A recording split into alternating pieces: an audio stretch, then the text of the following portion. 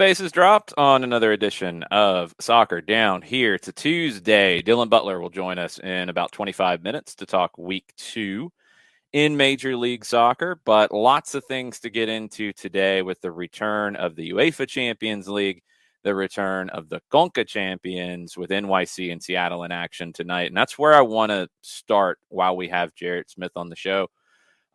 We've talked a little bit about how teams have started in MLS, Jarrett, and we've kind of bounced around some of the positive surprises, some of the more negative surprises.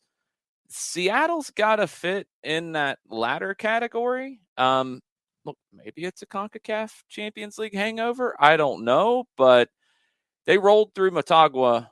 They have not rolled through MLS. They haven't scored in 2 MLS games. And now they host León. It is a rematch of the League's Cup final from last year. You a little worried about Seattle, or is it just early season Seattle stuff? I might be worried about them in against León because we are in this, I wrote about this last night, we're in this phase now where Champions League is going, and now you're starting to get MLS teams lined up with the heavy hitters, and we're starting to see who is made of what. As far as the league goes, I'm honestly not that worried about Seattle right now, and this is going to sound like sunshine pumping, so go ahead and get the automatic pumps out, and we'll go ahead and get the high waters out too while we're at it. And I don't even care about Seattle, and I feel like I'm having a sunshine pump for them. You lost to Nashville. Congratulations. You lost a 1-0 game to Nashville. You, too, discovered the inevitability of Ultron in MLS. Nashville's hard to break down, and all they need is one chance to beat you, and they did. I'm not that worried about that one. And then they haven't won an RSL since, 2011. If this continues for another week or two, yeah, absolutely. Willing to worry about them. But when you lose to a Nashville team the exact way they want to play and beat you, and then you lose in just it's kind of like when Atlanta goes to Chicago and gets railroaded into oblivion. It's that same thing of it's just kind of their weakness. I'm very interested to see how they deal with León. That should be a really fun game. But as far as in the league, give me another week of Seattle not being able to turn the engine over, and then I will worry. I'm worried because they haven't scored, and I'm worried, John, because they go into this match tonight with León with no Raul Ruidiaz, who has been out. He had a hamstring injury in the 5-0 win over Motagua. No Will Bruin. He hasn't played in 2022 yet. You've got Freddie Montero up top. You can play Jordan Morris up top as well, although Morris, Christian Roldan, and Nicolas Ladero were held out of the starting lineup or rested against RSL. In preparation for this, they're not at full strength. They're not at full strength in the attack. This is the home leg. This is the first leg. It's a little tricky. And you're dealing right now with Club León, who's 4th right now in the Clausura. Yes, I know that they're 4-3-2, but I'll take 4th right now in the Clausura and averaging a little over 2 goals a match. And I'll take that going forward with a very tough León side. So with the absences, having an older Freddie Montero up top, I think there is reason for concern here. And obviously when we catch up with Nico Moreno on Thursday to get kind of a post-match look at this, we can get his perspective as well. But because of who's not in, because of age that's up top and the relationships that we talk about early in the season, I'm not chalking up the early season look by Seattle as getting ready for CONCACAF Champions League. I have concerns. I think León can steal something tonight out west. Well, I mean, one thing, the RSL game, they did rest people for this. So we do have to keep some things in perspective. They did look ahead. That could have affected the RSL game. Could they have been a little tired for the Nashville game? Sure. Ruidiaz is the biggest issue. And look, it just goes to show for me how important that number 9 is in a lot of teams in MLS. Some teams, goal scoring by committee. We've seen it in Colorado last year. Maybe they're going to find a way to do that again this year. But we saw it with Atlanta United in 2020 when Joseph Martinez was injured. Seattle looks completely different without Raul Ruidiaz. And I don't know without Will Bruin either. how they're really going to solve it, because Freddie Montero is not a number one striker at this point in his career in these kinds of big matches. The other CONCACAF Champions League match is NYC hosting Comunicaciones, hosting in Hartford, Connecticut, because Yankee Stadium's not approved for CONCACAF Champions League play. NYC got a really good draw in this one. It got better when Comunicaciones knocked off Colorado. This is one, Jarrett, that the Pigeons shouldn't really worry about too much, although we did see a very top-notch goalkeeper for Comunicaciones. Resolute defending. They kept Colorado to 1 goal in 180 minutes. But NYC is a little bit different class here, right? Right. They haven't scored in MLS yet either. They haven't, but you also have you actually have the defending Golden Boot winning striker on the field as opposed to Raul Ruiz Diaz not on the field. Yes. That being the main difference here. Accurate. New York City will be okay. New York City it would behoove them to go out and just go ahead and kill this thing off in the first leg if they can. That'd be great. And they can do that, but it is that thing that Colorado did where you don't want to give them hope. Go ahead and crush that hope now while you can. Go ahead and take all of that hope and destroy it. Unlike Atlanta did in Colorado. Let's take this back to Colorado, where Atlanta didn't put away chances, and the Rapids, wincing in fear, waiting for the hit. The hit never came. They developed confidence. Bing, bang, boom. Colorado gets a 3-0 win. New York City, if they start throwing away chances in those Comunicaciones to start developing confidence of, hey, we can hang, we can do this, then you have problems. Go ahead and kill it off quickly, NYC, if you know it's good for you. Yeah, that's the best way to handle this. Look, NYC hasn't scored either, John. They have a draw in one in Vancouver. They lost to the Galaxy late to Chicharito with a goal. They have been out on the West Coast for quite a while. I think they stayed out there after the Galaxy game. They played their CONCACAF game out there. They get at least back in the right time zone and somewhat close to home. That should be a boost, I would think. Yeah, but, we can look at a goalkeeper like Kevin Moscoso from Comunicaciones, and we all know in tournament format, playoff format, what have you, that if you've got a hot goalie and he's stopping everything, then it goes back to the notion of giving Comunicaciones hope. Can Kevin Moscoso continue to give Comunicaciones what he gave them in the matches against Colorado in the first round of this tournament? And I think that if you continue to have that defense that has been sound and you have a keeper who is stopping everything and then some, then it does give NYC questions. NYCFC should take care of business, but I always look at hot goalkeepers in tournament formats as that last line of sitting there and going, okay, the underdog could have a chance. And when you've had a keeper who's shown up in the first 2 matches like Moscoso did in the first round against Colorado, I'm keeping an eye on that too. Let's not exaggerate. He showed up in the second match, not the first match, because the first match, Colorado barely did anything in the attack. He could have taken a nap, made a sandwich, built a cot next to the goal. He would have been fine. Also, one game doesn't make you a hot goalkeeper. NYC should not be worried because the goalkeeper that they're facing had one big day. This is not a goalkeeper that we know who is prone to having these kinds of big days and these things. NYC should not have questions. NYC should come in incredibly confident. I think out of the two, Seattle has questions because they're missing Ruiz Diaz. NYC, if they come in with questions, well, then something ain't right. And Ronnie Dyla needs to solve that. I don't think that's the case. They need to come in and run Comunicaciones off the field. Moscoso is going to make some plays. He's a good goalkeeper. But hot goalkeeper in one game, I don't think those two things go together just yet. And he's playing other games too. So you know what I mean? Like, it's not like a hockey situation where you're going to see the same team, the same game. It's very similar game after game after game in a series. This is different. And I think Comunicaciones is not close enough to the level of NYC to make them sweat. If they pull it off, more credit to them. It would be an even more historic win. And the fact that the last time was historic, I don't think they can do that again. I just don't think they're quite at that level. I think that's more about Colorado really struggling in those first 2 games than Comunicaciones elevating themselves. We'll see. NYC does have to find the back of the net, and they haven't done that in MLS. They did that plenty in CONCACAF Champions League against Santos. And they're pretty close to full strength. I don't know of any major issues with NYC, so they should be able to handle this. I think they get out to a good start. I think they get out to control in the series with a good win tonight. I trust them more. They have the you have to. They're a good team. Yes, obviously.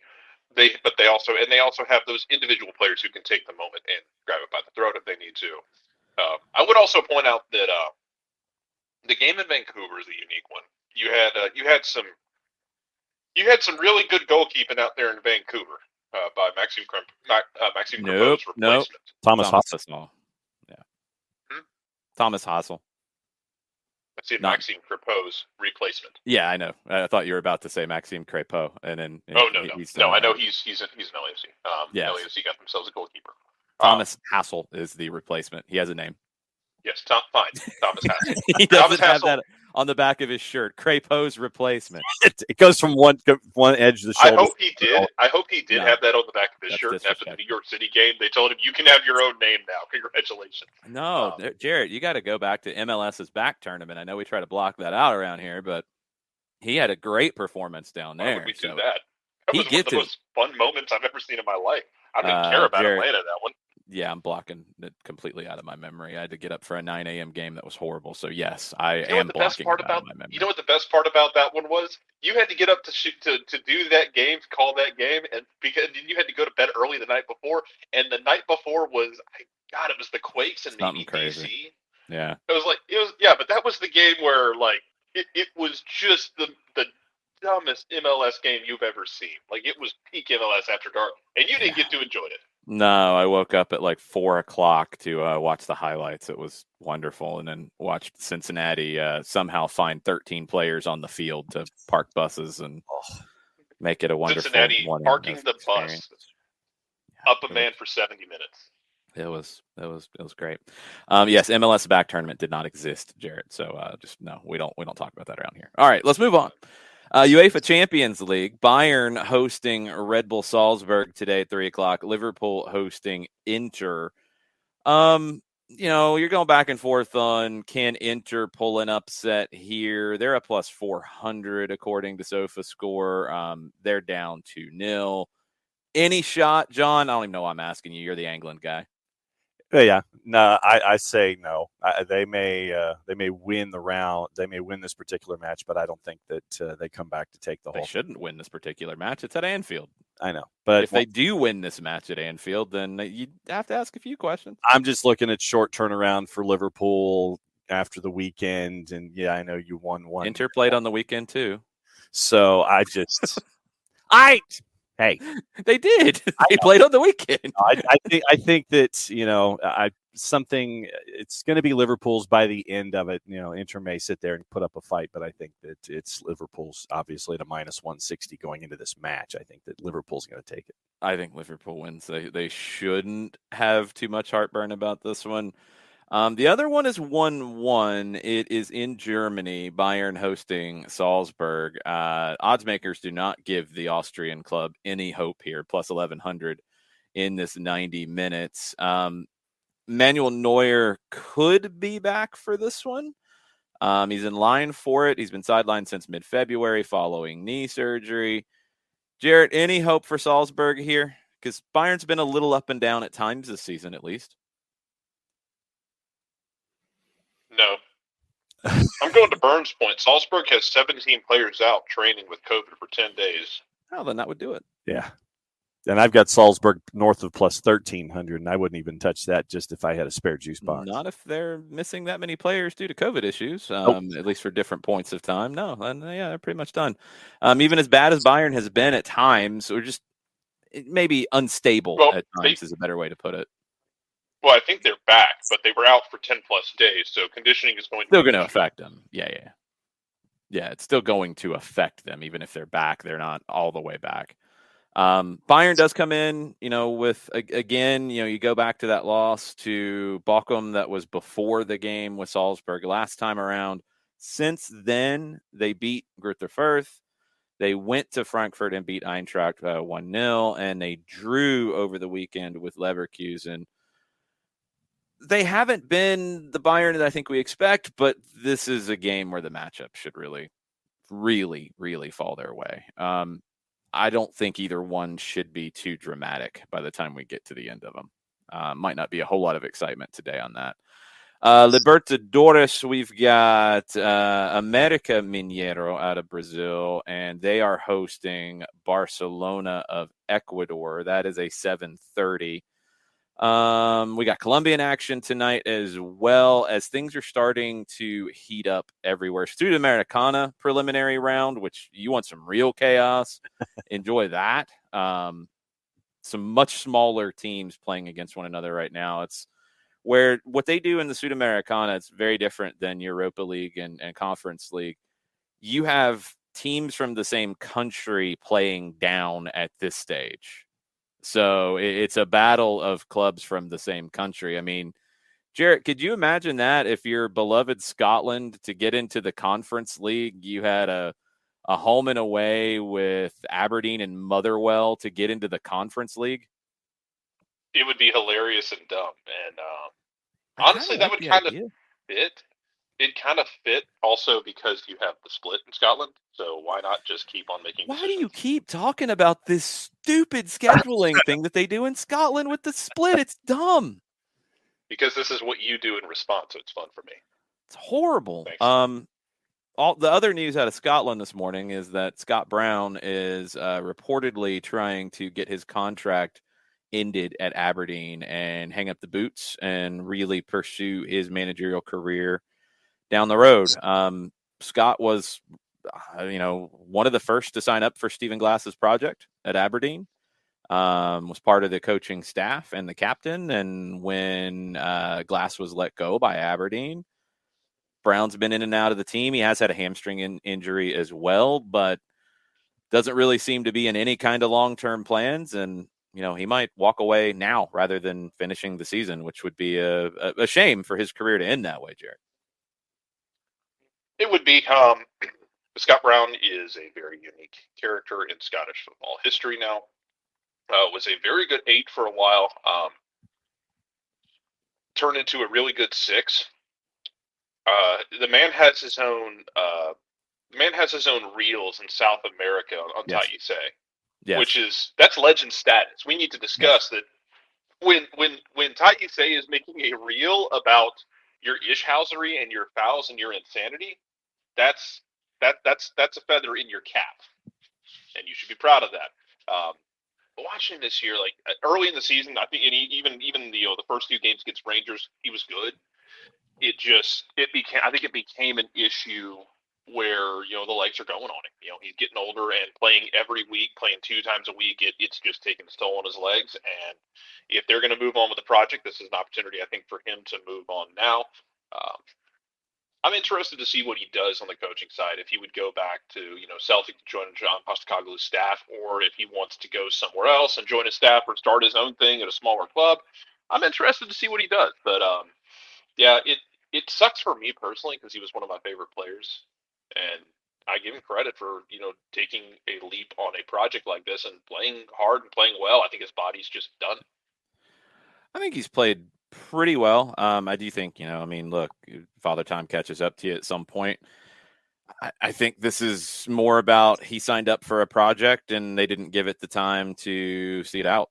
And he has no, ties to the club. So, his tie was through Stephen Glass, and he wants out because it's obvious that the new regime isn't going to really give him any say, any involvement. So it hasn't really gone well for them since the move either. They have not picked up a win since they made the change. We'll see where that goes. But we talked about it when it happened. When you make the decision to change over a style of play and change over a squad, it doesn't happen in a summer and in a winter transfer window. Just doesn't. And when you pull the plug early, these are the kind of knock-on effects that can happen from it when you convince somebody to come in. And that was a huge move to convince Celtics captain to not sign a new deal with them because they wanted to keep him really badly and come to Aberdeen. That was huge. Well, now it's going to end early, it appears. That's being reported by Record Sport. I want to touch on this before we get to Dylan. Argentina in World Cup qualifying is in an interesting spot here. They've already qualified. They've got 2 games left. Lionel Scaloni is going into a very interesting route here. He, in his preliminary squad, now it's a 44-person preliminary squad. They have 2 meaningless games in this set of fixtures. They do play Brazil at an even more meaningless fixture at the end. They have called up Franco and Valentin Carboni, 2 players you might not have heard of. These are young brothers who are with Inter's Academy, 17 and 18. They've played for Italy's U17 and U18 squad. They're the sons of a former Catania midfielder, Ezequiel Carboni. They have been called up, and if they come in and play, then they would be tied to Argentina rather than Italy. Scaloni didn't stop there. He's also called up Nico Paz. Now, Nico Paz is part of Real Madrid's youth academy, joined from Tenerife, where he started. He has Argentine blood, born in Spain, has dual nationality. He has been called up. He is a center forward. He can play out on the wing as well. Another teenager who is a dual national, who has been called up for World Cup qualifiers. You play in a World Cup qualifier, you're tied. Now, I think there is a process where now if you sit out for a certain period of time and you can change one time, if you played at a certain age, these guys would qualify for that. But Argentina, Jarrett, is going a little bit heel here and trying to pick off some young, talented dual nationals from Spain and Italy. That's just good business. I'm thoroughly entertained by it. If you get them, they don't. Oh, yeah, like, it's just good business. If you get them, they don't.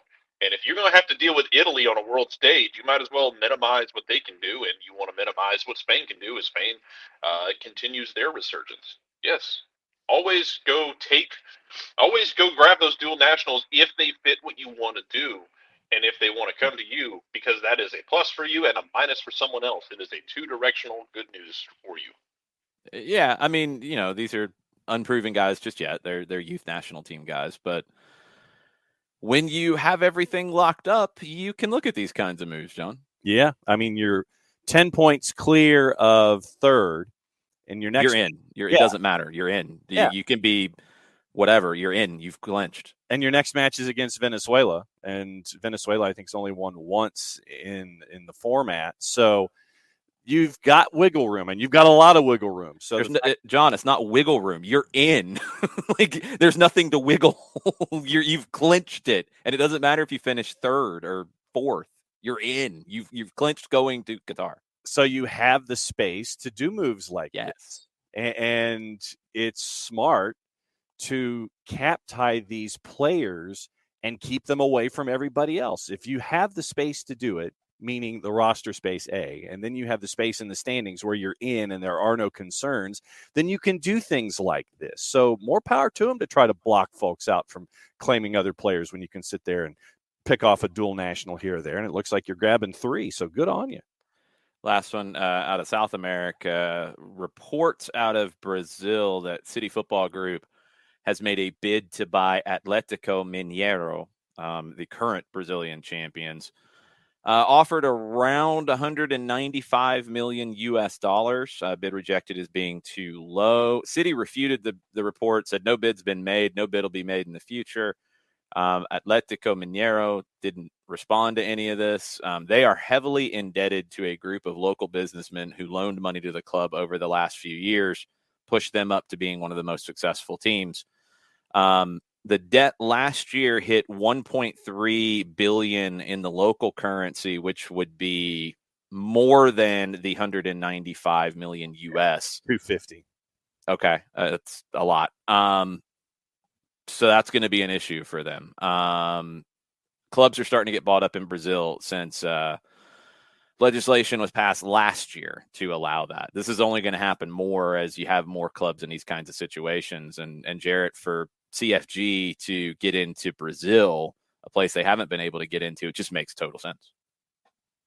It does. It's another area they can hit, and as we've seen with the way they've dealt with a number of their clubs, hopefully they won't treat it like Red Bulls does, where they just start farming out talent from the smaller clubs to feed into the bigger clubs. But no, they treat it haven't more done like that. New York City, where that's what I'm saying. They have been very good about taking all of their clubs seriously and not using one to farm others. Looking at you, Red Bulls. Yeah, we'll revisit that here in just a bit, but let's see if CFG gets into the Brazilian top flight with Mineiro. It would make a lot of sense if they can pick that one off, and that price isn't crazy when we're talking about CFG. Jarrett, we might talk to you later. If we don't, we'll talk to you tomorrow. Yeah, we might. Also, J. Emmanuel Thomas might be on the way out at Aberdeen too, which is again not a surprise. No, it's not a surprise though. I mean, when you get rid of the project, but it's not a surprise. He hasn't been really good this year, though. So it is what it is. These things happen. We'll see what's next for the Dons. Thanks, Jarrett. Talk to you later.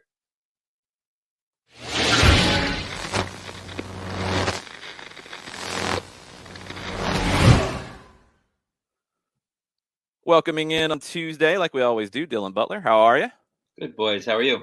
All right. Doing good. Week 2 had some interesting results, some things we had never seen before, like a team scoring 10 goals in their first 2 games of the season. I did not have Austin on that bingo card. No, that's for sure. But what I will say as sort of like maybe a precursor to our conversation here this morning is much like the Red Bulls, I will say, look at the opposition. Yes. And then we'll judge later. Yeah, I mean, you have to. I'll give the Red Bulls more credit for what they've done on the road with 2. I also think this is a really interesting year for them because I thought Gerhard Struber improved that team from day 1 to the end last year. And now he's got some players who I think can play with the ball when they need to. They're never going to change their mentality and be a possession team that'll press. They're always going to be a pressing team. But that's been maybe the Achilles heel at times for the Red Bulls over this last decade when they started to really go down the pressing road, is when things called for them to actually do something with the ball at their feet. They couldn't do it. They brought in Kaku to try to do that. That didn't work out. You get Lewis Morgan, you get Luquinhas now into this team. You've got some guys who can play. Yeah, and I think the other aspect of it this year that's interesting, guys, is I think it wasn't like a complete roster overhaul like a Miami, right? But there was a big changeover last year, and into this year as well. But for a lot of those guys, this is now the second year of being together, right? Like. So you work out all those kinks like a Drew Yearwood, a Frankie Amaya in the system being in his second year, right? I thought he was very good on Saturday as well. A Patrick Klimala as well, right? So a lot of these guys were new to the league, to the culture, everything. Now it's like year 2, a little more of a comfort zone, and I think that also adds to it. But I mean, look, you get 6 points on the road, no matter who you're playing. You celebrate that, but I will say it was also against the 2 worst defensive teams in the league. So, I think again you take it with a little bit of a grain of salt as well. I was about to preface my question by saying let's go across the river and through the toll bridge, but I guess we have to stay in the tri-state technically, considering where their next match is going to be. Talking about NYCFC. You still do have to go across the bridge and then just kind of keep going north and into Connecticut. Work your way in a big circle unless you're going to go by boat. But let me ask about NYCFC. Putting up nothing on the scoreboard against Vancouver, are you concerned about them at all as you head into CONCACAF Champions League? No, I don't think so, because I would be concerned if there was any sort of like a stutter in the Champions League, right? And again, I know it's level of competition, right? They they raised that level a little bit now in the Champions League. So we'll see what happens tonight. But I think they've been so good in the CCL games, and obviously have put such an emphasis on that.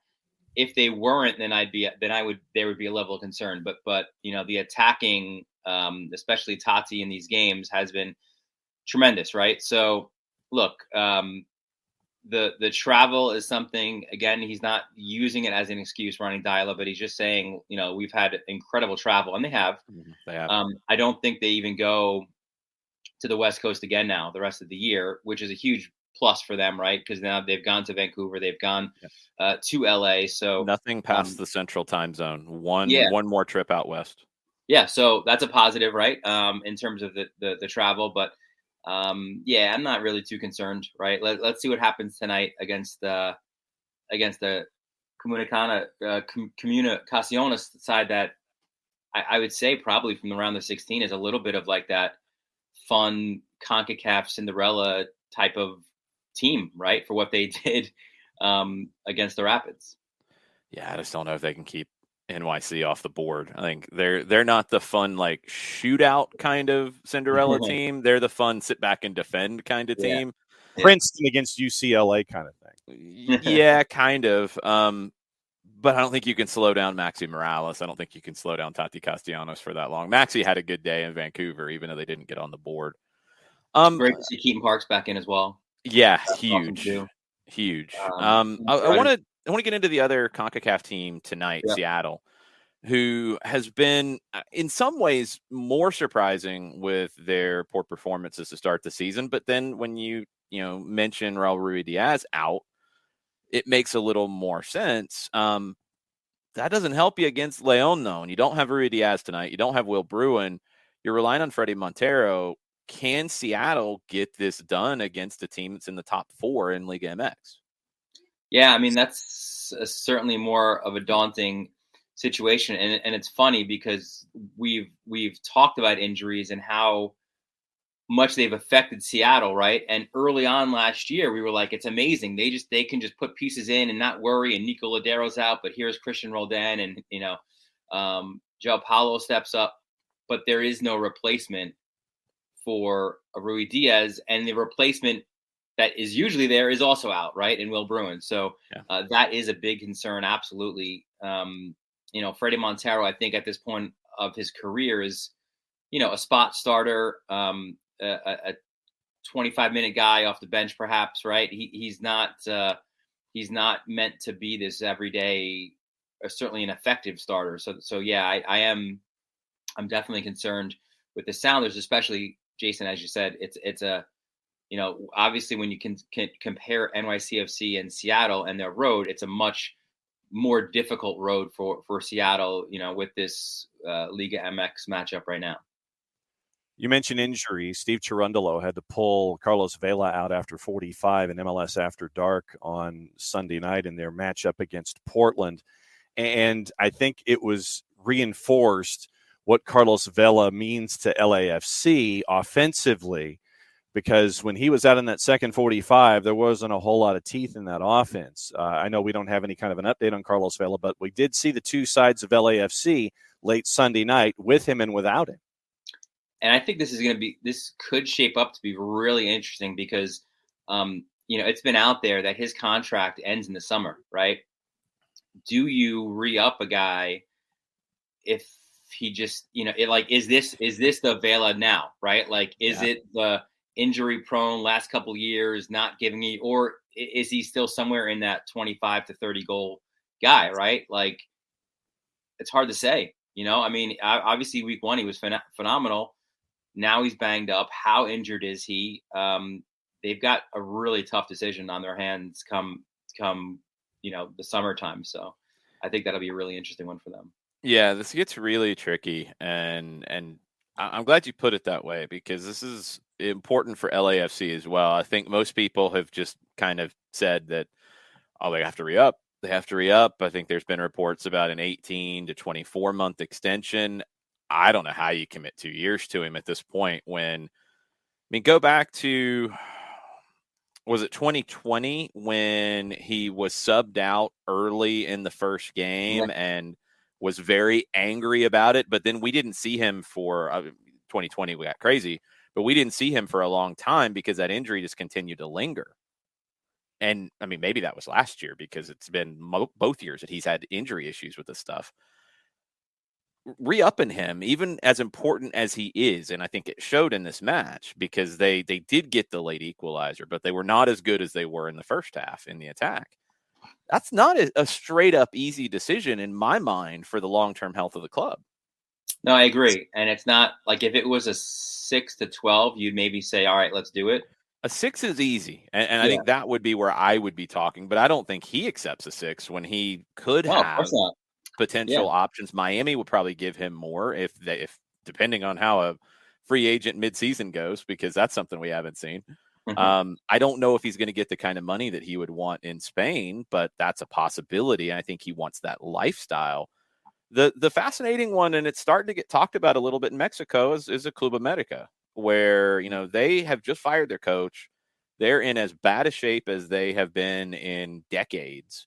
How do you fix that? You sign a player, one, who's never played in Mexico, polarizing at times in Mexico, but a player who was also developed at Chivas and hates Chivas now because of them trying to block his move to Arsenal. Right. So Vela to Club America, they would absolutely pay him what I think he's looking for, and they'd do any of it in a heartbeat. That's a fun telenovela right there, right? Like to watch that whole thing play out. That would be hilariously crazy. Yeah, but look, positive sign I think for LAFC outside of the Vela situation is, they've been this like high charging, let's win games 4-3. They look obviously with a Hollingshead and Crepeau and like, they're more stabilized in the back. And I think that's a huge plus for them. And it was obviously something they looked to improve on in the offseason. And I think they certainly through 2 weeks, looks like they've accomplished that. So then you mentioned winning games 4-3. Let me go to the other side of the Red Bulls match and Toronto losing 4-1 the way that they did. Right now, it just looks like, and once again, I will stand up and say it, that I thought that when Insigne came in and everything was going to sit there and it's like, okay, Insigne's coming in and he's bringing a running buddy and all this kind of stuff. I thought that they would be able to make the mad dash, winning a lot of games 4-3 to get the 7, just to squeak in at the end, to be that part of that mad dash, get in on decision day, and then go ahead and make some noise. Looking at the schedule yesterday when we had the discussion and Jason was saying, okay, in the back half of the schedule, you're going to have to win 7 or 8 to get in to be the 7. I looked at that schedule and I'm like, maybe 3 or 4. Toronto just looks like they're in a world of hurt right now, and shocking no one, I probably will be proven wrong once again when it comes to any kind of a preseason prediction. When you look at Toronto, what do you see? It's mind-boggling, right? Because look, none of us here in this show are we don't have any director jobs, right? We're not sporting directors. We're not technical directors. We're not general managers. But we could all see what the problem was, right? Like, how is it not seen in Toronto? Like, did you think you would just squeak by with like this really makeshift bad back line? Like, look, this is MLS 2022, right? Like you can't do it patchwork, right? Like you need defenders in this league. You brought in one central defender. Great, good for you. But how about additional defenders? How about fullbacks? How about actual fullbacks instead of making guys converted to fullbacks? I don't get it. I know the emphasis was on the attack, and that's the guys, who I guess, bring in fans and excitement. Aren't there yet. 100%. Yeah. And neither are the defenders. So. No. I'm just blown away. We talked about Charlotte as well in this regard. The 2 worst bits of roster construction in the league coming into 2022 because they're incomplete. You have position groups that are important to the way you want to play that literally do not have the bodies needed. But at least with Charlotte, we've been getting explanations along the road, right? Like we tried for this guy, we missed him. We wanted this guy, we didn't get him. We've got this ability. We can do it in the summer. Like they've said they want to go out and do it. I haven't heard Toronto say, yeah, we kind of need some fullbacks here. I mean, they're looking, and then they're looking at like 35-year-old dudes to come in and play fullback. Like, come on. Yeah, I think Toronto, and it was, maybe it's coming from a position of arrogance. I don't know, but the line out of Toronto seemed to be, well, Jaquil Marshall-Rudy is going to be an elite fullback or wingback. Maybe so. He's not even a competent one right now, and you got to deal with the right now to a degree. And you're going to have him comparison with Alphonso Davies, right? Like, and all that's been done. He wasn't very good in the beginning either, right? As that wing back outside, like he compensated because of his ridiculous speed, right? So he'd be beat, and then he just tracks back 20, 30 yards, and he wins the ball back. That's not necessarily being a great fullback. It's just being a really, really good athlete. He's since transformed himself, obviously, into a very, very good, elite level fullback. But you're not. That's the thing, is you're not even getting that right now out of Toronto. You're not compensating, and Vancouver, even in those situations where they did play him as a fullback, they had a functioning team around him, and they had people to help. I mean, you look at the flank positions for Toronto in this last match. It's unproven on the fullback and the winger side, and it's just asking a ton, and you're potentially doing damage to these young players' confidence. That's going to be hard to recover. I don't know. Mavinga doesn't play in this one either. O'Neal already gets into the starting lineup. That's a little bit of a concern for me. Like, I don't know how Bob thinks. I'm surprised, Jason, that you called it out, I think, in the preseason, but you wondered about Michael Bradley, right? Stepping in there and being that central defender. Like, that's what I would do right now, because I thought maybe when you add Crescito that would be the plan, is a little bit of what Charlotte's done with Christian Fuchs. Don't play him as a fullback because of his age. Play him as an outside center back. Go 3-4-3. That way your fullbacks are wing backs, and it's a little more comfortable for them. But you could do that right now with dropping Michael Bradley. The problem is you don't really have the depth in the 6 role anymore. And you're going to be asking Ralph Priso or Noble Okello to step up. And I think they're highly thought of, and maybe they end up being the guy. I thought for the longest time, and I don't know why Toronto didn't plan this way, Liam Fraser, who had been there forever as the understudy to Michael Bradley, I thought that was the move. Is okay, Bradley will transition to center back eventually. Fraser will come in and be the 6 because he's very similar to Bradley, same kind of game. Now he's gone, and you're asking somebody different to play that role. If you drop Bradley, you're better defensively if you drop Bradley and you go to a 3-4-3/5-4-1 that can still break out on the counter. And I think, from what we've seen on Saturday, I think that's your bigger concern right now, is just shoring up that back line, right? So what's the easiest way to do that right now, but then to have Michael Bradley maybe push back there? Yeah, and against a team like the Red Bulls that are going to press you and cause those turnovers, Bradley's good on the ball in those moments. He can help you with that as well and be a little bit of a quarterback in the back line to help you just organize and help those kids organize a little bit. I want to bounce around some other results around the league with you. San Jose continues to deliver the chaos. Somehow they come back, and it's the 2 guys that we talked about. I don't think it's what Matias Almeida wanted coming in. He's expressed his displeasure with the additions in the offseason, but Jan Gregush and Francisco Calvo combining twice to bring them back with 10 men to get a draw against Columbus. Craziness. Yeah, I think I haven't polled you guys, right? But I'm fairly confident that when the announcement was made that they've signed Francisco Calvo, I had a chuckle, right? I'm not sure if you guys did, right? But like, I know multiple people who did have a chuckle. Yes. And I'm like, this is not your starting center back, right? Like, this has got to be something. And look, here he comes off the bench and somehow delivers in the hero role. What really confused me from Columbus here, right, is so Calvo scores the first goal. Okay, fair enough, right? How about now when you go for another corner kick, maybe get someone on him? Like, I don't know. Again, I'm not a coach, but wild. Scores an identical goal. right? And Columbus, you heard from them a week ago talking about, and we talked about it, how impressive they were in week one, and now it's about going on the road and getting road points, because that was a struggle last year.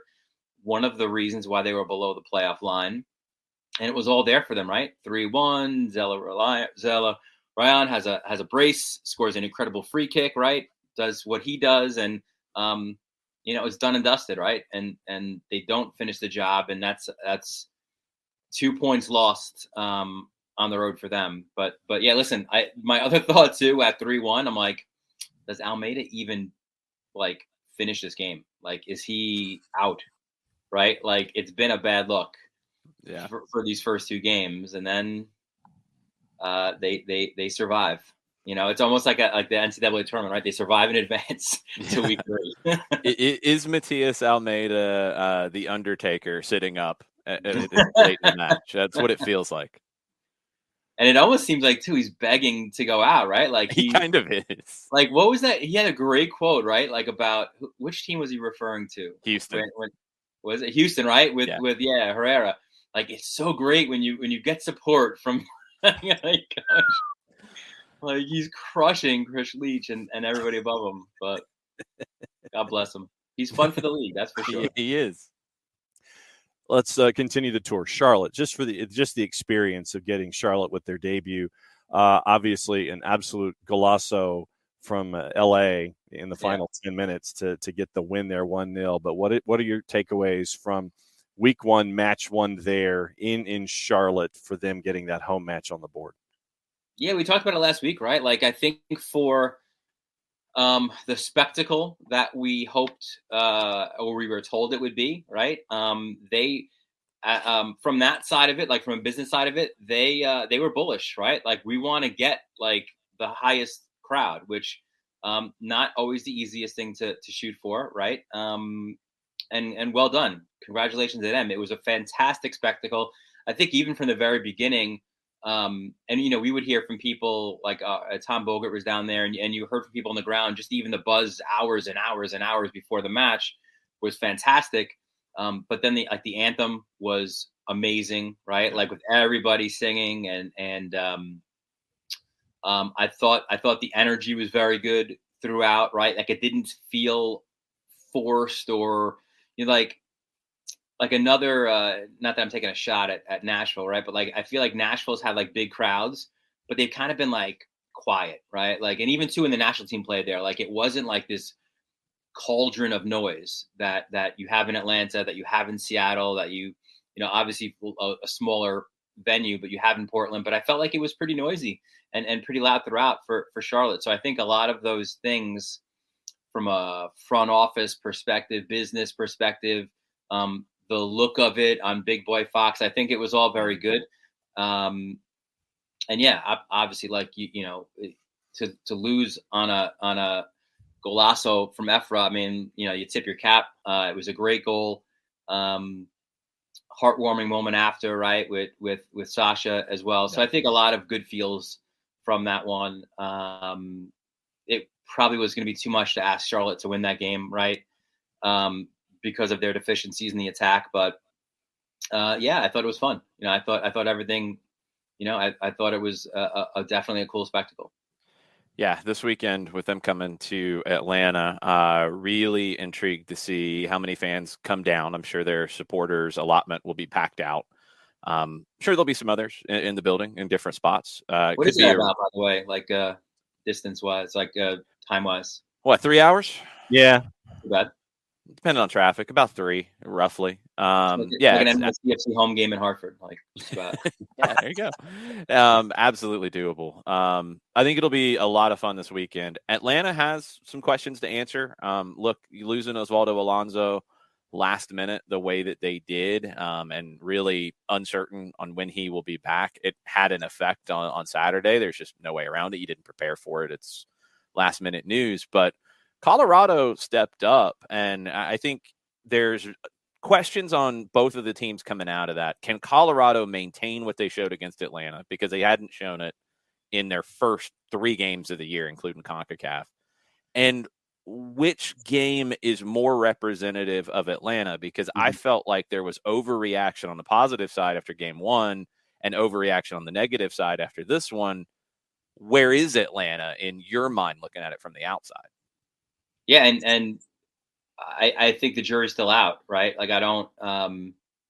It's an incomplete team right now. You're missing a lot of pieces. 100%. And you know what? The same question that you pose to me about Atlanta, I think could be posed about Colorado, right? Like, which team are they? I don't think they're the 3-0 win over, a high octane yet incomplete Atlanta team.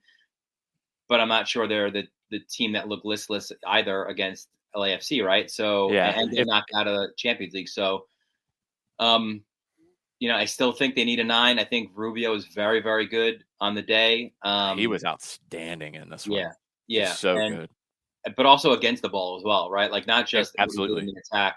I thought collectively there, and you heard the words from Robin Fraser after about how that was an emphasis this week at training about the defensive intensity, and maybe that wasn't there. And it was ratcheted up certainly for their home opener. So yeah, kudos to them. Jonathan Lewis gets a goal set up by Rubio. But yeah, I don't know. I don't know what Rapids team this is either, right? So I feel like if you asked me for my shock result of the weekend, seeing what we saw coming in, this was it, right? Like, I think just the lopsidedness of it. And then you mentioned Colorado. Sporting comes to town. So it's another test to try to figure out which version of Colorado we're going to see. And with Sporting, you're trying to figure out where they are right now as well coming into the weekend. Yeah, I mean, they get a 1-0 win over a Houston team that is still not very good, right? And it was strange for them too, because they looked like they didn't really, in their game, that they didn't really seem to be too interested in advancing the ball or attacking until they were down. Like, it was strange. Like, attacking subs kind of came in after. Like, I don't know. I don't know if Hector Herrera is the grand solution either. We'll see. Very, very incomplete, but I've not been impressed with them whatsoever in the offseason. I think Herrera is a big money move. I like that they finally make a splash like that, but they don't look very good. And yeah, SKC is another one too, like a different animal, right? Like, where week one we talked about Ilie, and then Rossell gets hurt, and they say see you later to Mauri, right? So, like, what was going on there? But yeah, they bounce back. They get 3 important points. So I think that's one of the more intriguing games coming up this week. Obviously anytime Seattle and LA get together, that's fun. Obviously that's going to be on Big Boy Fox too. So definitely some fun games. Montreal coming to NYCFC as well. Both teams coming off of Champions League, right? I thought Montreal, another team too, where in that game against Philly, I thought that they looked great early on, right? And like, Philly didn't look Philly, I think, until Bedoya scores, right? And then Gazdag gets one right away, and then they kind of had that swagger again, and they looked more like that team that was, a team that obviously a couple years ago wins the Shield and was a contender and was so close last year to going to the Cup. So I thought that was definitely a big performance from them, as well as they now go home to take on San Jose, which, right? Who knows? San Jose is getting all the interesting matchups early on. You get a pressing Red Bulls team, you get a pressing Philly team with the way San Jose plays, all kinds of chaos. A team I haven't really gotten a read on yet, I haven't had a chance to watch them up close the way my schedule's run, is Chicago. 2 clean sheets, no goals scored, 2 0-0s. I don't really know what to expect out of them just yet. Yeah, right. Like, that's one of those, is it half the glass half full or empty, right? Like, I think you on that side of things, considering how you leaked goals last year, I think that's a positive, right? Like, that you've not conceded.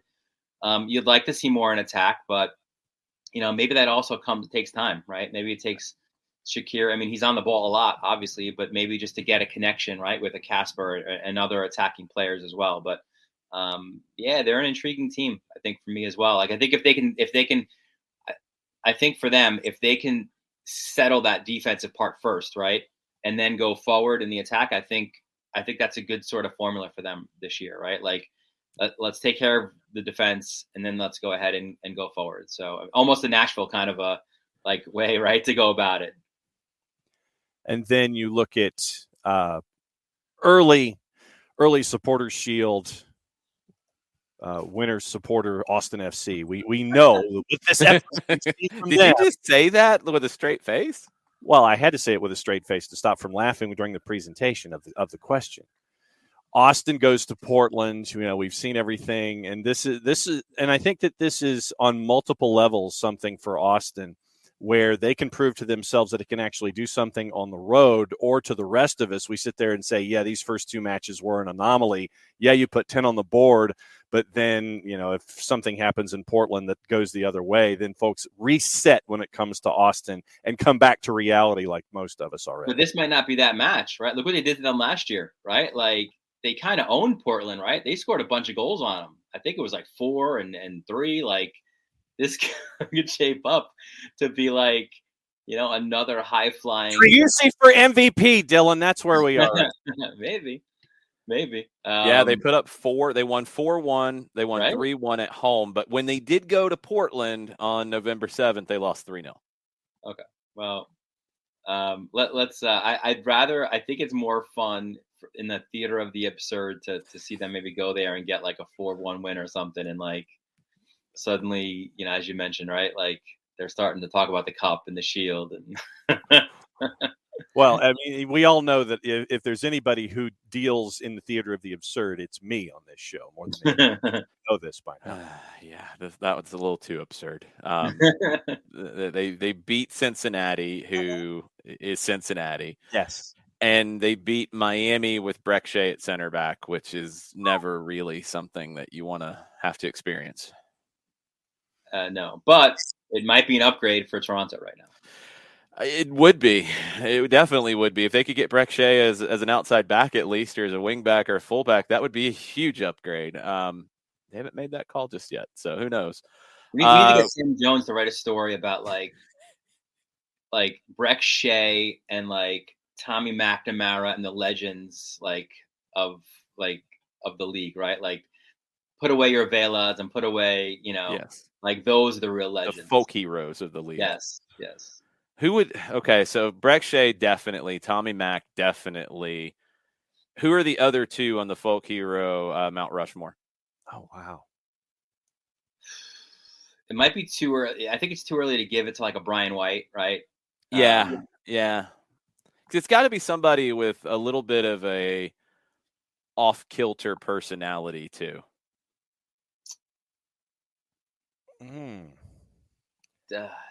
Wow. I think Dax is just a good player. Like, he's not. I was thinking Dax and Kyle Beckerman, and more of like personality, like that, just a little off. But they're both great players in the league's history too. Right. Yeah. And honestly, I was stuck in the hair bit with Breck and with Tommy Mack, and that was why Beckerman came in first in my mind, was just thinking about the hair. Yeah. I do hope that there is a statue of Kyle Beckerman one day with the dreads, not with the businessman Beckerman towards the end. Yeah. No, it's got to be dreads. Yeah, got to have that. What you got coming up this weekend? Still on Are you juggling 95 sports again, Dylan? Definitely 3. I've got tonight. I got a live lacrosse preview show on location from a restaurant in Farmingdale, which should be a lot of fun. Very cool. Yeah. And then I got 2 more basketball games on Wednesday, another one on Friday, and then MLS weekend. So busy as always. Oh yeah. Well, we'll be talking to you next week. We'll see what ridiculousness we get out of week 3 around the league. I'm sure somebody will surprise us and somebody will disappoint us. It seems like that's always the storylines we jump into. 100%. Dylan, appreciate it, man. Thanks for the time. All right, boys. Be good. Make sure you are following Dylan at Dylan_Butler on the social media platforms. And, John, it's time for you to tell everybody about Eliminize. Will do. Eliminize Service, proud sponsors of everything SDH. QR code over my left shoulder for those of you watching on Twitch for odor-free, clean, fresh air. There's only one place that you need to go. It is a Lemonize service, deodorizing enclosed spaces like houses, apartments, and condos. They've created a customized solution that eliminizes all organic odors, including those like pet cigarettes and food. Realtors and property managers use a Lemonize service to eliminate bad odors to help them sell or rent those facilities that much faster. It's a turnkey process that makes it easy to work with said realtors and property managers. Kind of the environment, a very green way to get rid of odors without any kind of toxic residue. Different than our favorite masking agents that we have under the sink and behind the closed door, because those masking agents, all they do is mask the odor. They don't attack the problem like Lemonize does. It is a proven scientific formula that destroys odors down to the molecule. 2 ways for pricing, making it easy for you, either by the cubic foot or parts per million, offering results in 24 hours or less. If you have any questions, frequently asked or otherwise, go to their website, lemonize.com, but do us a favor. Put a /Atlanta after the .com so they know what part of the world that you are contacting them from. ELIMINIZE.com /Atlanta, lemonize.com /Atlanta for odor-free, clean, fresh air. A Lemonize service, proud sponsors of everything SDH. Okay, we have an odd press release to jump into here. It's odd because it's just the way things are going these days. But headline, Nashville Soccer Club becomes first Major League Soccer club to accept partnership fee in Bitcoin. Adds Valkyrie Investments as founding partner. Okay. Valkyrie will be on the club's training tops. Their largest premium club in the new stadium will be the Valkyrie Premium Club. Okay. I mean, it's way above my pay grade, but sure, that's cool, I guess. Have fun with it. I got nothing else on it. I'm just reminded of the TV commercial that we see these days where the guy's dealing in crypto and he says, "I'm a millionaire," and then he has the party and spare no expense. And then, "Oh no, I'm not," and then he's sitting there trying to figure out how to pay his bills. "Oh, I'm a millionaire." "Oh no." So, all right, Nashville, more power to you to be in the head of the curve here when it comes to 21st century sponsorships, but the inherent value of cryptocurrency and what we've seen from it, I hope it's worth it for you. Yeah, odd one out of Nashville. I really have nothing to add to that. The SofaScore team of the weekend in MLS. I put it as sort of a 3-4-3/3-5-2. These were the highest rated players across the league. Bill Hamid in goal. Should have been on the team of the week. He had an unbelievable day against Cincinnati. I'm kind of shocked he wasn't on the team of the week in MLS. Andrew Farrell, Brendan Hines, Ike, and Francisco Calvo are your defenders. Jan Gregush, Maxim Morales, Lucas Zelarayan, Ethan Finley, and Sebastian Driussi are your midfielders, and Diego Rubio. And I got Lewis Morgan as a forward. You could put him really anywhere in the way the Red Bulls play. You can move the pieces around a little bit, but those were your best 11 players in MLS over the weekend by a pretty wide margin. I'll try to continue to do that each week, and we can kind of jump into that. Heinz Ike was, maybe the more surprising one. Cincinnati did have opportunities. Hamid with a number of big saves. Heinz Ike with a good performance. DC's going to need him to be that kind of a player. I don't know if he is regularly. Andrew Farrell in this conversation, fine. Francisco Calvo, he scores 2 goals. Okay, that's why he gets there.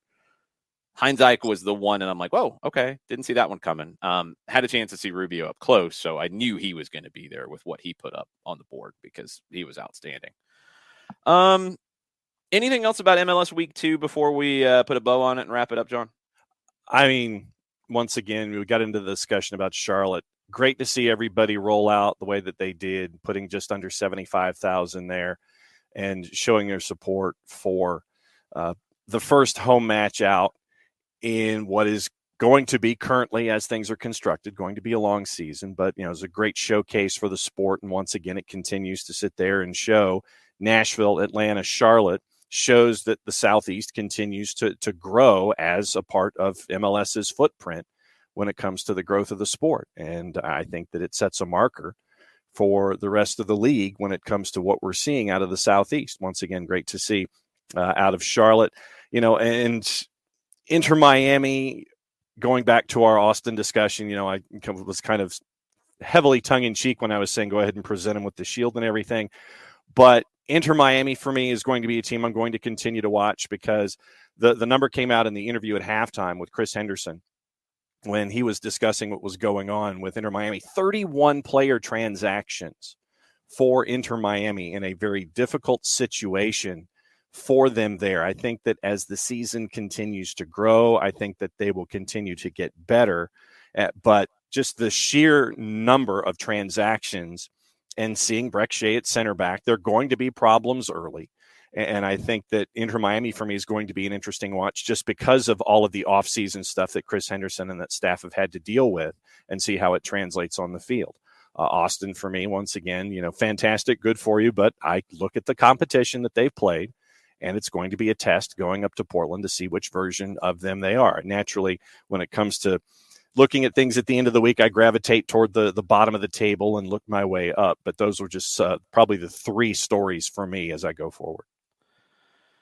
We're going to get into some questions here in just a bit from you guys on the Twitch pitch and anything else that's on Twitter or emailed to us after yesterday's show. We are going to end just a little bit early today. Got to get on the road for a meeting. Also have some interviews to record. So we're going to cut it just a little shorter today. We went a little longer yesterday, and I'm sure we will at some other point this week. So we'll make it up to you. Make sure you are following Felipe Cardenas and Pablo Maurer of The Athletic. Full credit to The Athletic for sending them down to Querétaro. They are in Mexico right now. Felipe and many others have reported this because a live interview was just given by the local governor in Querétaro.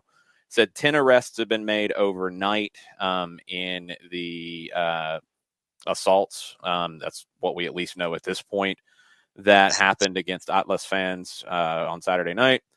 26 assailants, in addition to the 10 who have been arrested, have been identified. The club's future and sanctions are expected to be determined today. There were reports yesterday, later in the day, that it has been voted on that they will be removed from the Liga MX campaign, the Clausura that is currently ongoing.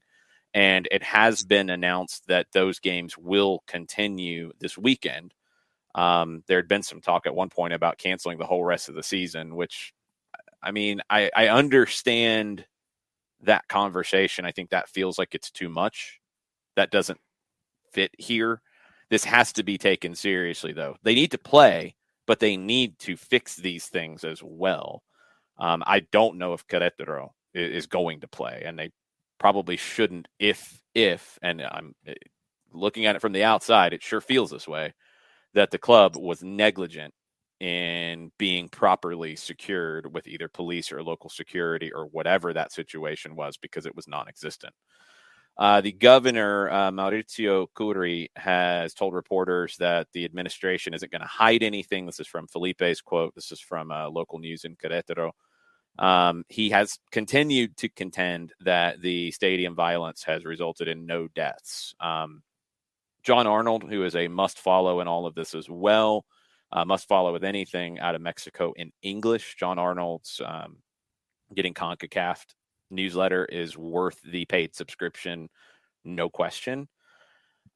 He, in a great piece over the weekend, I believe it was Sunday morning, talked about some of the comparisons to non-football-related violence in Mexico and how at times it has been hard to get the complete truth on the results of said violence.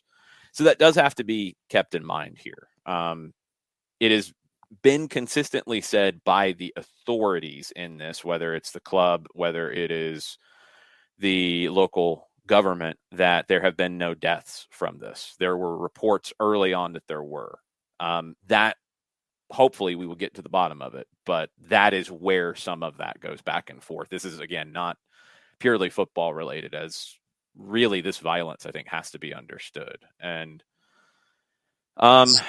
we'll see what they do. I don't think Querétaro will continue in Liga MX this season, and they might not continue, period, after this, but they do have to get to the bottom of their involvement or negligence or what happened on their end to cause this. It is not because all Querétaro fans are terrible. There was obviously some horrible things either done intentionally or done out of negligence that created this from a small number of horrible people who propagated it. Do not paint with a broad brush on this stuff. And there were a lot of comments in the wake of it that were very upsetting to see, because people were taking a horrible situation and trying to paint a whole country with a brush that was incorrect. And that's not going to fly around here. If that's how you feel, then probably not listen. Sorry. We'll see what happens again, but make sure you're following Felipe Carr on Twitter, MLSist on Twitter, and full credit to The Athletic for sending them to Querétaro to cover this story, because it is a big one in our region. It's a big one with a little bit of overlap with the national teams, because the U.S. men's national team next match is at the Estadio Azteca in Mexico City, and there were some questions about how that would go. Couple of things from John Arnold. That was never intended to be a full capacity match. They are still implementing a new ID process coming into the stadiums for, I believe, just for national team games right now, although maybe this violence will accelerate it. But that was specifically around the homophobic chant. Okay. So they were talking about 40,000. U.S. Soccer, and I believe they're partnering with the American Outlaws on this, have started to sell tickets for away fans. So that is underway. So any concerns that there would not be fans there, that is not going to happen right now. So that's where things stand with that. I'm looking right now on TIC, as looks like there was a search at one of the Barra Bravas of River Plate, and a whole lot of weapons out on the sidewalk and on the front porch that were confiscated of this. As I said yesterday, this stuff is not just related to Mexico. It happens in a number of parts of the world. And hopefully, if anything comes from this, it is that football as a whole gets rid of these criminal elements that are attaching themselves to clubs, and at times extorting clubs, and at times being cooperated with by clubs. And all of that's got to go when it is using football as a platform for violence, because these are criminal enterprises. Let's understand that. Follow mafia and gang stuff. That's what you're getting into, a whole lot more than soccer fans doing this. But if it's just, not really dealt with in the right way and not talked about, then it can cross over. We don't want it to cross over. We want to get rid of it, period. Other stuff on the board today. Kylian Mbappe got stepped on in training. There were some concerns he would not make the trip to Madrid. He did make the trip to Madrid. How his fitness is a bit of a question. It didn't look awful in the clips that came out of it, but he was stepped on in training. Will he be 100%? I think he'll be close enough to play. The real question for Mauricio Pochettino, as they play Real Madrid tomorrow, is does he start Neymar or does he start Angel Di Maria? Di Maria will give you more defensively. Neymar doesn't know what the word defense means. And when you start Mbappe, Messi, and Neymar up top in a game like this where you have a 1-0 lead going to Madrid, you might not be able to make that work. But will Pochettino sit Neymar? Or one of the others, but I think assuming Mbappe is ready to go, if he's not, then that's your solution as Di Maria starts. But Di Maria gives you a lot more off the ball. And we go back to that first leg and Madrid struggling to build up play out of the back, where I think some people took it as they're defending deep and parking the bus. They couldn't play because of the pressure and the midfield, but especially the pressure from the front group, and especially a guy like Di Maria. So does Pochettino start Di Maria? He should, but that's not an easy decision to make, to sit Neymar in a situation like that. So we will see where that goes. Rumors and innuendo. Erling Haaland, who maybe he plays again for Dortmund, maybe he doesn't.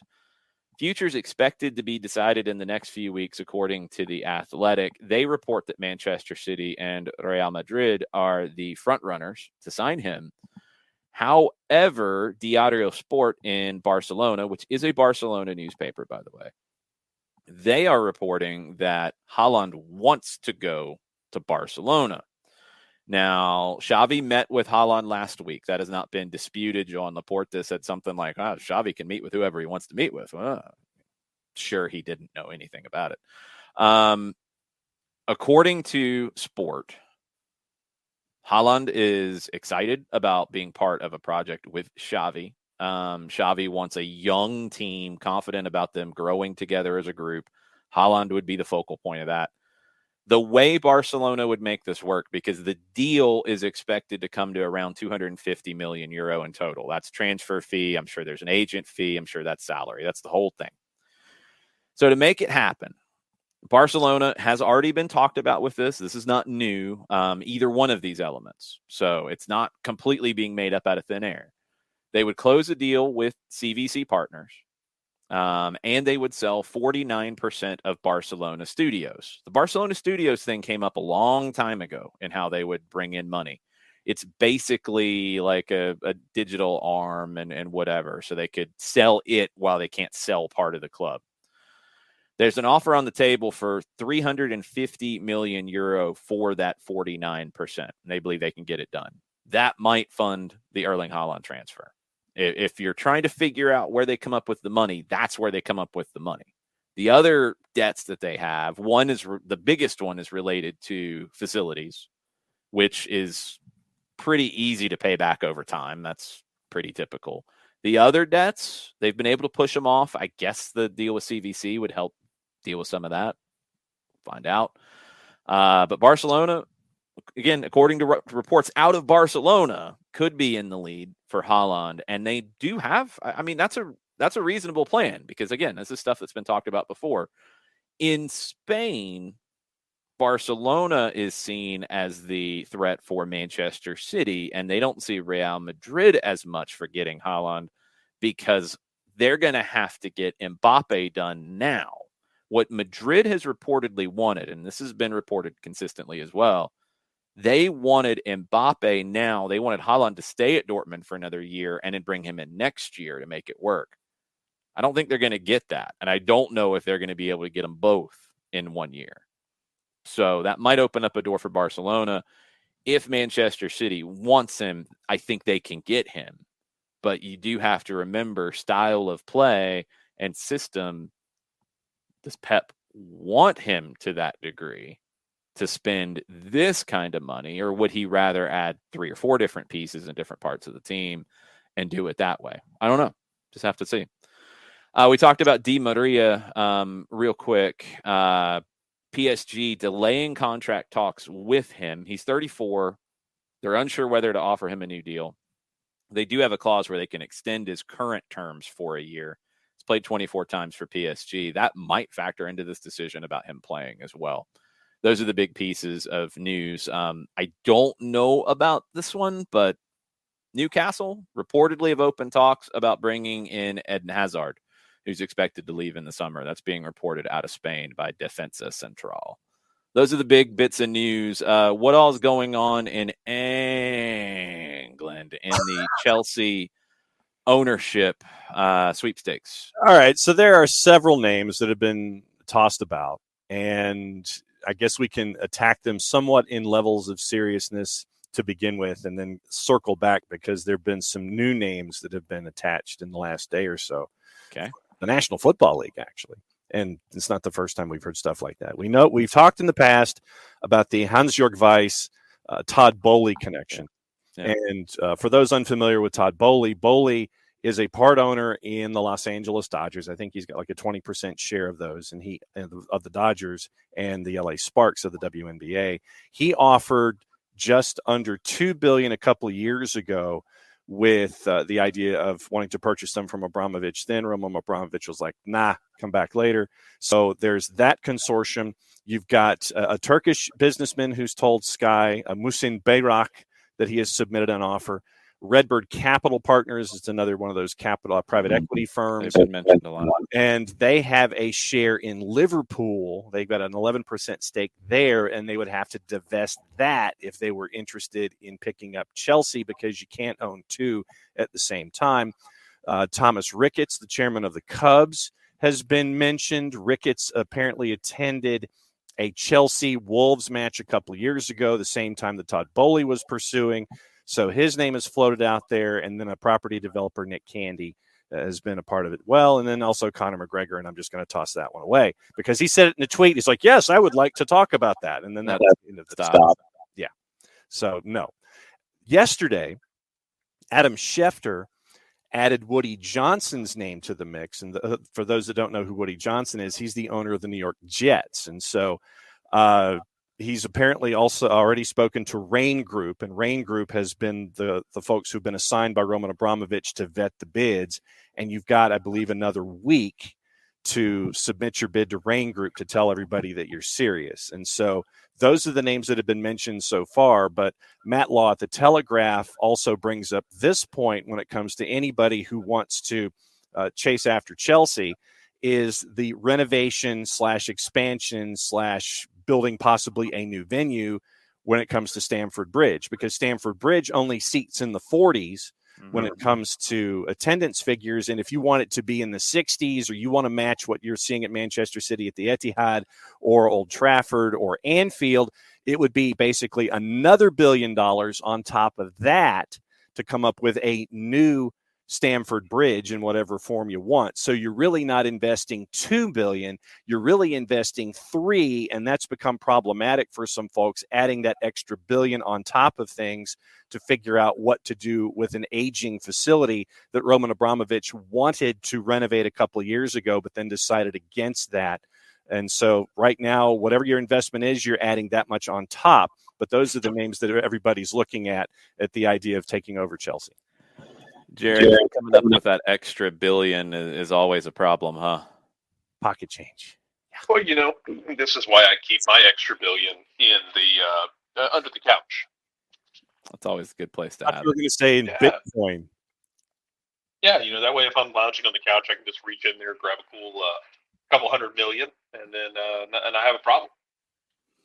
It's usually the way to go. We'll see if anybody can come up with that to get a new stadium done. So if you have questions, we will take them now for a little while before we wrap up, just a little early today. Rest of the week plans. Tomorrow we'll have stoppage time in the afternoon over on the Stoppage Time Twitch and Facebook.com/929thegame. Thursday, we will be on the road in Kennesaw. We'll do a lot of previewing of Atlanta and Charlotte. Maybe we'll get out the whiteboard for this one to figure out what the lineup solutions are, because it's not going to be easy to figure out for Gonzalo Pineda. We will be at Dry County Brewing on Thursday. Show will start on Twitch at 6:30. We'll be there a little bit early. We'll hang out for a little while after. All of our friends and partners on our live tour, American Football Provisions, Added Time Outfitters, Eliminize, Beyond Goals Mentoring, and we will hear from, should be Parky this Friday, but sometimes the rotation will change a bit. We'll have one of the Beyond Goals guys with us on Friday's morning show to get ready for the Charlotte match. And then Friday evening, John and I will be in Gainesville for Johnson hosting Dalton, two perennial powerhouses in Georgia high school soccer on the boys' side. That is a 6:30 kickoff on our app. Saturday evening, I am planning on a watch along for Atlanta United 2's opener in Louisville on Twitch. Probably bouncing around the other games as well in MLS that night. So a watch along Saturday night is in the plans. Make no guarantees for watch alongs. Sometimes they happen, sometimes they don't. I'm expecting for this one to happen because I want to see the 2s that night and talk about it and react to it and all the chaos that will ensue. So that's the rest of the week. Let's get into some questions from the Twitch pitch. Burned one for you, John. How was the 2s friendly on Saturday? It was a 4-2 win for the 2s as I sit here and try to fish for my notes quickly. But we got to see David Mejia continued to impress. 2 goals on the day. Darwin Mateus, once again, he's been improving as we sit here and we go through camp. It looks like his speed was on display against Greenville in one of the instances where it was a 3-on-1, and you got to see the press and trying to gain the ball back. In one of those instances, you had 3 Atlanta United 2 players just collapse on a Greenville player. Darwin Mateus comes out of the 4 guys there chasing after the ball and just goes pretty much 2/3 the length of the field, and no one could catch him on Greenville's side. Had a great presence of mind to see Mejia off to his left, slots it past Paul Christensen, and then that evened things up at 1 apiece. You look at Grant Howard, who has continued to impress in camp. He was at center back for the Twos again in this match. And Matthew Brick was over on the left-hand side, and he got a goal on the board as well. So a couple of guys that really stood out: Mateus, Mejia, Matthew Brick, Grant Howard. So those are the first 4 that shown out really well against Greenville, triumphing the 4-2 win. Now, I know Mateus was banged up. What did that look like to you? Looked like something in the shin, high ankle, something like that. And he was subbed off at the time. He was limping as he was heading back to the bench, but haven't seen anything about any advancement of that injury idea. But no, it was a bit of a rough challenge there late. And so he was subbed off. But it looked like it was high ankle or shin somewhere in there. Those are 2 very different things. I mean, did it look like a kick, or did it look like an ankle sprain? Because if it's a high ankle sprain, that's bad news. It looked like I think it was he planted wrong, if I remember correctly. He planted wrong and came up favoring his right ankle, I believe. So okay, so it's not a kick. It's not a knock. It's okay. Yeah, I think that's what I was trying to get to. I think he planted wrong, and if memory serves, and so he was kind of limping with assistance, and he was able to put weight on it as he was heading back to the bench. So okay, that's a good sign. Yeah, so it was a good sign as he was heading back to the bench there late in the second half. Okay. Ricky shares that the Premier League just announced they're suspending their broadcast to Russia, and they're donating €1 million to the people of Ukraine.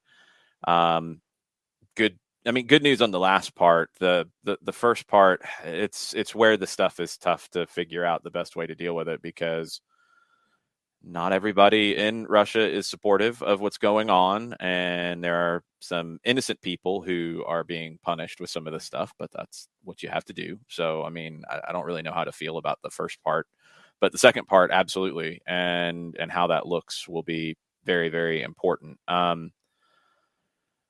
We'll just see where this goes. I know FIFA is trying to figure out with UEFA and players' contracts, and can players get out of their contracts fully with Russian clubs? Right now they cannot. Right now they can temporarily get out of it. FIFA Pro wanted them to be able to basically break the contracts with Russian clubs if the players chose.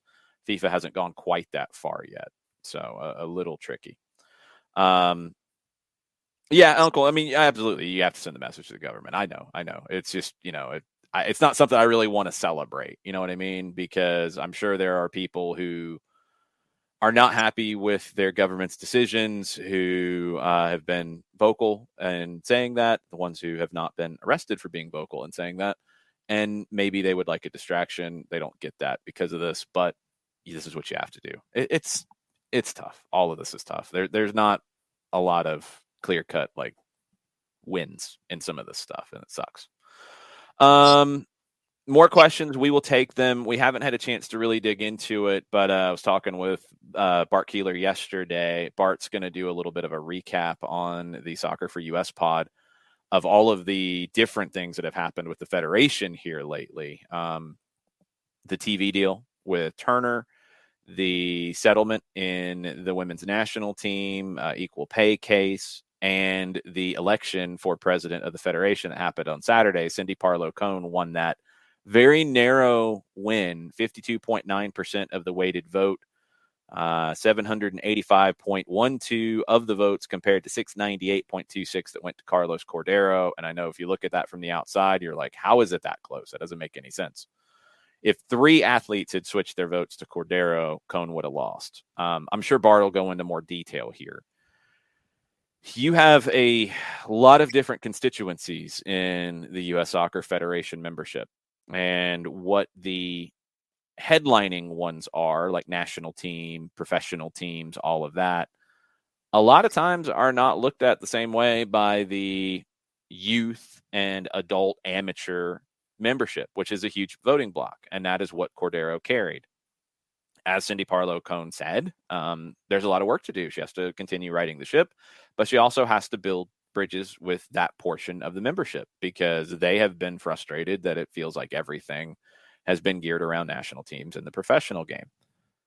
Well, it kind of does happen that way, but you have people who have been in these roles and been in a lot of times volunteer positions for a long time and have had a lot of control and a lot of power in the game, running the youth side, running the adult amateur side in different states, state associations, that side of things, who are not used to and or happy about the increased control and influence from the professional game. And some of them, and we've talked about this when it comes to youth academies, not happy that they're losing their best players, for example, to professional academies. Well, you would think if it is about the good of the game, they would realize that. Sometimes they say it's about the good of the game, and sometimes it's not really about the good of the game or the good for the kids. Different conversations entirely. But that's why Cordero made this close. He's got a lot of that side of the membership on his side of things. It's, in my opinion, a little embarrassing that it was this close because of why Cordero had to step down in the first place. And he should not have been pushed forward as the guy. If they wanted to get somebody else in there who would maybe listen more to the grassroots side of things, they would have been much better served to get somebody without the stain of a resignation on their track record. But anyway, they didn't, and this is what happened. It is something that Cindy Parlow-Cone and her leadership team will have to work on going forward, because it is far too fractured. And that is something that the Federation should not be. They've got to get this stuff figured out. Hopefully they can move forward now. She has had to do a lot of stuff unrelated to dealing with that side of the membership because of the previous administrations who created a lot of problems she had to fix. A lot of lawsuits, a lot of different things. So I think she's done a great job, and I think she absolutely earned a full term this time around. But she's got work to do, because there is another large constituency in the Federation that does have to be heard and answered and all this. Jason Nix, man, we could go on for hours about the weighted stuff and the voting.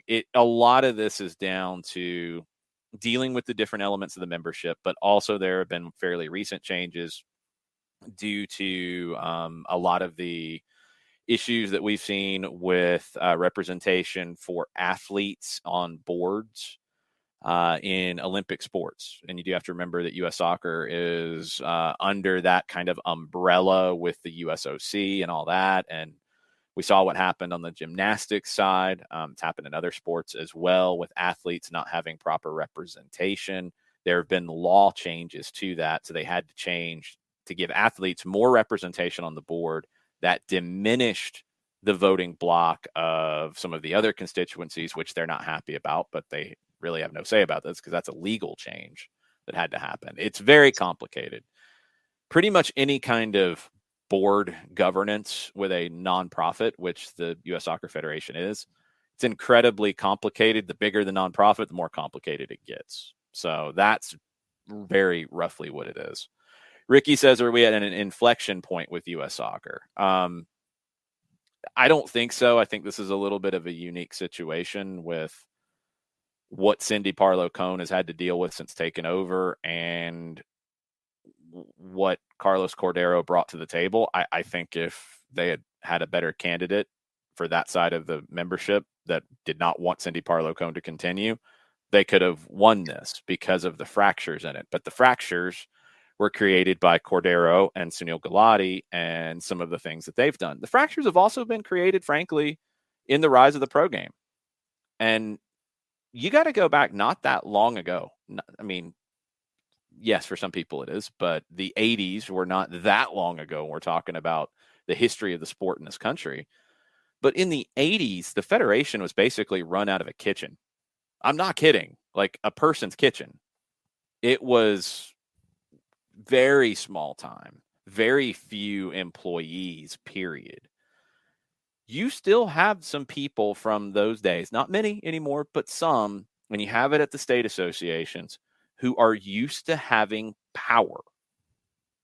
Well, when you get a situation in North Carolina, for example, and the way the game is talked about in North Carolina, it's changed over time with North Carolina FC and everything they have done. But now when you get a situation like Charlotte, drawing 75,000 people, everybody's going to talk about Charlotte. Charlotte's going to have a lot of power. They're going to have power at the state association? No, probably not. But Charlotte's going to get talked about. Best players are going to go to Charlotte if they're not already going to North Carolina in that part of the state. North Carolina FC in USL League One. You're going to get some people who have power at the state association who are going to be salty about that and are going to want to flex their muscles. And that's why you're getting some of this with the athletes, or the pro votes want to go one way. Well, we're going to be different. We want to go the other way because we want our own thing. So it's a really awkward situation in a way. It is inevitable and it will continue to change. And this is nothing against the very important volunteering and people who've been involved in the youth game and in the state associations for decades upon decades, and most of them have done it out of the goodness of their hearts for the game.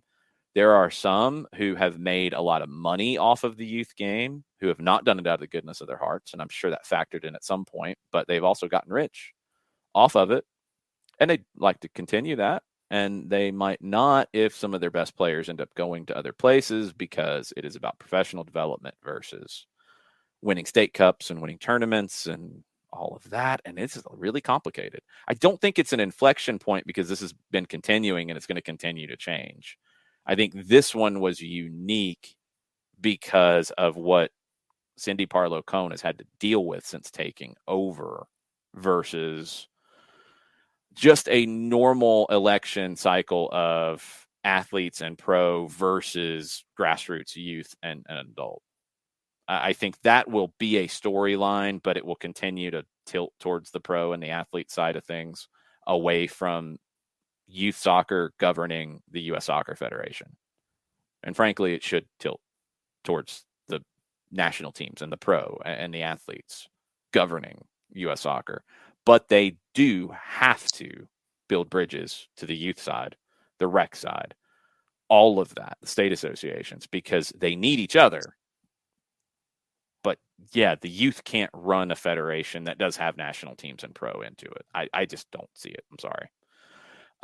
Sorry, that was very long-winded, Ricky, but that's basically the best explanation I could give you off the top of my head. I mean, Jarrett, quickly, I'm with Bernd. I think it's very cool that you have somebody like Cindy Parlow-Cone, who has been involved in both sides. I mean, she was one of my all-time favorite players with the U.S. women's national team. I loved her game.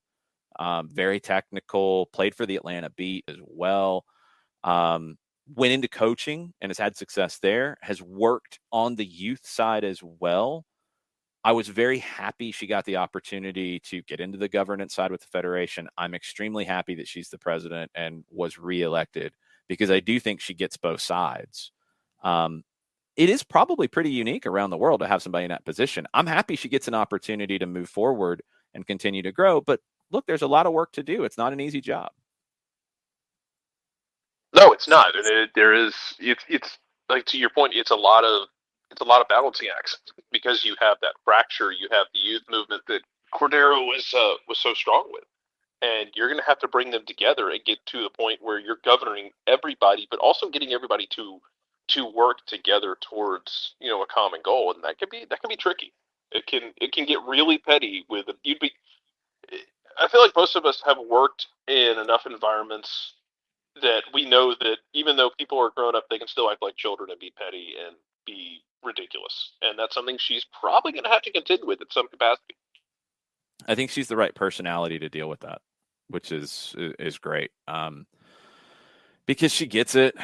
It is petty. There is a lot of pettiness in the way soccer has been governed in this country. Go back through some of the history of it. There's a ton of pettiness. I will be happy when that changes, but it does take time, and it does take bridges being built. It can't just be ignored. As much as you would love to just say, like, they just need to grow up. They just need. It's not realistic. You got next. Kind of related. He wanted thoughts, comments on Hope Solo's comments, and I have not heard these comments specifically. I've heard the gist. Talking about the recent settlement with the national team, Solo was not happy with that. She had her own suit that is still active in related to equal pay. It's not a straight up like for like and all of that. But yes, this part is valid. It's accurate. The settlement is contingent on a new CBA being ratified. That was announced at the time. That is 100% accurate. I do not believe it was contingent on FIFA changing the prize pool. That is not what was announced at the time. And if Hope said that, if she has information that is not public, that's a different conversation. I don't know that. The CBA had to be ratified. I think the Federation has wanted, and they've said specifically in dealing with the CBA for the men and the women, that they want the World Cup money, bonus money, to be equalized between the two. And how you get there, I've asked it for years now. Because do you get there in the way that many national teams and federations have done, and it is a percentage that is the same between the two prize pools? That's what many have agreed to. Is that equalized? I would say that it is. But you do have to continue to campaign FIFA to add more money to the prize pool on the women's side. I don't think it's equalized by saying that if the prize pool for the men is 30 million and the prize pool for the women is 3 million, and if the women's national team gets, I'm pulling numbers out to make a point, if they get 2 million of the 3, and on the men's side, they would have got 15 million of the 30. Should the women get 15 million of 3, which, as you know, doesn't make any sense from just what's there, and should the Federation have to come out of their pockets for 12 million that they wouldn't have had to do on the men's side, is that equal? I think the courts were going to say that that wasn't. I think that's where that case was headed. But the Federation settled to get this done, and I think to create goodwill as well. It's a kind of magnanimous move from the Federation to do that, because they could have continued the fight. They might have lost it and it had to come up with 60 million as opposed to 24 is what the settlement was. That's big. That's a big change. That's a big difference. And they didn't want to risk that. I think they might have gotten away with pulling it off, but they didn't want to risk that. So they make the settlement. I don't know that the part about anything contingent on FIFA changing its prize pool is in the settlement. That was not talked about at the time. That would not make any sense logically to follow. The Federation has said they want to equalize the World Cup payouts. And what is going to be tricky is if they say, we're going to equalize it, you guys don't agree on percentages, so we are going to say that the max amount in a bonus pool for either one of you is 2.5, or if the women's pool goes up for the next World Cup, say it goes up to 5, 4, whatever. The men are going to have to agree to that, where they have been, again, it's a carrot out there. I mean, the men haven't made it past a quarterfinal in modern times, but they're going to have to agree to a lower number to have the same numbers if the Federation does proper business, which is not agreeing to paying out more than they're going to bring in a bonus pool. So I don't know how that gets sorted out. That's always been my question. It should be on percentages in my mind, and both sides should agree to that. And I think that would be the logical thing. And the Federation should also agree to continue lobbying FIFA to increase the women's pool. We'll see. Some of Hope Solo's comments about that, I think, have been personal, and obviously, as you're seeing with Carly Lloyd and Hope Solo and their comments around all of their podcasts that they're doing right now, there are some personal issues here that it's hard to avoid when you get into this conversation. Hope Solo has had her fight that has somewhat overlapped with the current women's national team players union, players association, but not entirely overlapped. And it sounds like there are personal issues with some of the leaders of the current national team or recent national teams and Solo and Lloyd that are related to all of this. And Jarrett, when you start to open this door in talking about these things, that door is not going to shut very easily. And I think more and more is going to be talked about. Yeah, it gets complicated really quickly, and it falls into that category of there aren't simple answers for it. Honestly, like they're just it's not a simple. Well, here's exactly what you do, and you're all set and you're all done. No, it doesn't work that way. Especially when you get into the individual grievances versus the team grievances, and everybody's going to have their own issues that they're going to want to deal with, and they're going to want to address. I still haven't heard all the comments, so I won't speak on them because I haven't heard them, and I don't know what was said in what context. Yeah, I mean, I'm just seeing the clips. I'm not seeing full context, but it's clear enough that there was not always a kumbaya spirit with the women's national team over the last couple of cycles, at least entirely across the roster, which isn't exactly a shock. It shouldn't be anyway, because there's not many national teams, men or women, that have that, period. Maybe it's just the first time it's really been talked about here, but you get plenty of national teams that you got groups of players and you got cliques that don't like one another. That happens. Jason, they did their job. Yeah, you win. No one said you had to like who you work with. Exactly. And you're not always going to like who you work with. Exactly. And in a situation like this, where you don't always get to choose who you play with, you deal with it and you get on with it. And if you want to talk about it after the fact, you're right. That's fine. Have at it. And that seems to be some of what's going on here. To finish up with Jason Nix, because we are almost out of time. And look, I'm not going to get into the soap opera aspects of the solo Lloyd women's national team, who liked who was friendly with who. I could care less, honestly. Jason asked, should we be celebrating something that may not actually happen if the CBA isn't ratified? Let's be logical here, and we have to do this at times. The Federation and the Women's National Team Association, Players Association, would not be as happy about the settlement if they didn't feel like the CBA wouldn't get ratified. So I don't want to mislead anybody, and you shouldn't be misled. And if that was part of Hope Solo's comments, then look, again, you got to think logically. Why would they both have been as outspoken about the settlement if they didn't feel like the CBA was going to get done? This isn't a baseball situation where they're talking about doing a CBA and it doesn't feel like anybody is doing this in good conscience here, in good faith. It feels like posturing and nonsense. This settlement announcement did not in any way feel like that.